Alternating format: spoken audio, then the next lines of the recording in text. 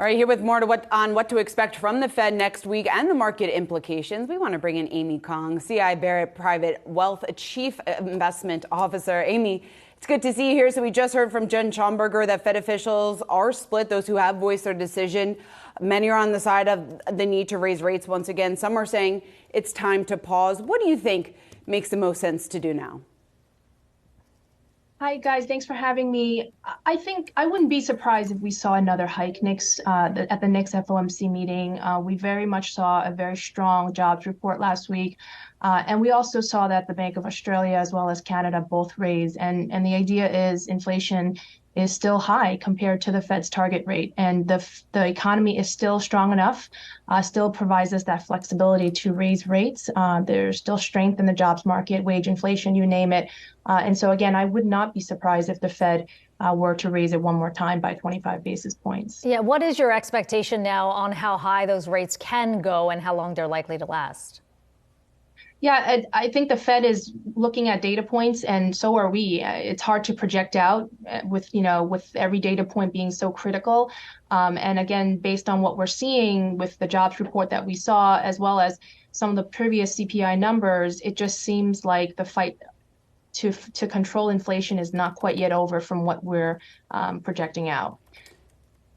What do you think the market implications are for this? Are they priced in order to be able to handle another 25 basis point hike if we do see one next week?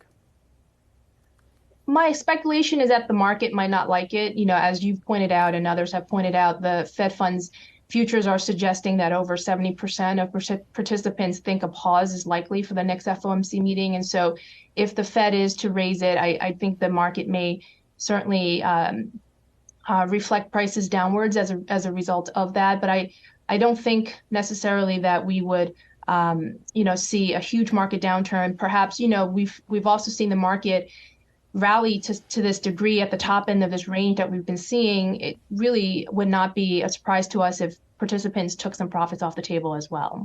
Let's talk about what we've been seeing in the markets. It feels like we're back to sort of tech being a big crowded trade here, with AI being a big focus. How have you been approaching that in terms of an investment side of things? And is it really still about the big names like an NVIDIA or a Microsoft? Yeah, we see AI as part of a very long mega trend. And so we do think that having exposure to this trend makes sense to us. NVIDIA is obviously the top way of getting into this particular trend, if you would, and we do have ownership of that stock. We like Microsoft as well, not because they're making any chips related to AI, but certainly they are making the right investments. And of course, with regards to Google and others, you will have some exposure as well, but our top exposures would be NVIDIA as well as Microsoft. And NVIDIA is an interesting play to us because not only is it going to capture the benefits of this AI trend, but other types of trends as well, whether it's cryptocurrency. I know it's taking a little bit of a lull at this point, but certainly any kind of trend that requires more and more semiconductor chips, whether it's gaming or what have you, I think NVIDIA would be a very good end benefit of these types of trends. Amy, what do you make about the broader hype excitement around AI that we have certainly seen over the last several months? Do you think some of that seems to be a bit overdone at this point? I think there's likely to be some momentum fading at some point, and there is risk that ultimately some of these AI-driven results may actually be a risk in the sense that some of the outputs that we've been seeing could be wrong or factually needs improvement, and there could be some headwinds along the way. But as a trend for the longer term, I can understand that there is hype to it. This is a very long-term kind of trend that we can see being applied not only to technology, but to a lot of industrial and a lot of, typical companies as well. And so this is definitely a little bit broader than, crypto or anything that we've seen in the past. And so we can understand the excitement, but we are also very selective that, you certainly want to pick your price points in terms of getting into some of these stocks that I've mentioned as well. Yeah, and the question I think a lot of people asking, aside from the names like NVIDIA and Microsoft, how do you pick that price point to get in on? Is it about profitability? I mean, what are the other things in the wide swath of names that have used AI as a buzzword? Who do you know where to put your money behind?